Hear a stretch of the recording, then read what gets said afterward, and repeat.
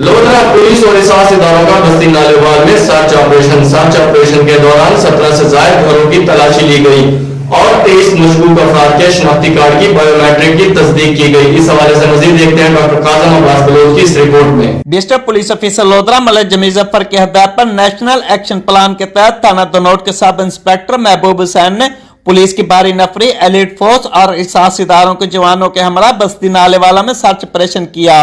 Search operation दौरान 17 से ज्यादा घरों की तलाशी ली गई, 23 मशकूक अफराद के शनाख्ती कार्ड की बायोमेट्रिक तस्दीक की गई और इनकी गाड़ियों के रजिस्ट्रेशन की तस्दीक भी की गई। सर्च ऑपरेशन के दौरान फोर्थ शेड्यूल में शामिल शख्स को भी चेक किया गया। District police officer Malik Jamil Zafar ने मीडिया से गुफ्तगू करते हुए कहा कि अमन अमान को कायम रखना और जराइम का खात्मा पुलिस की जिम्मेदारी है। जिला भर में गैर इम्तियाजी सर्च ऑपरेशन जारी है। सर्च ऑपरेशन का मकसद शहरियों के जान माल और इज्जत के तहफ़्फ़ुज़ को यकीनी बनाना है। कैमरा टीम के साथ डॉक्टर काज़िम अब्बास बलोच, राज न्यूज़, लोधरा।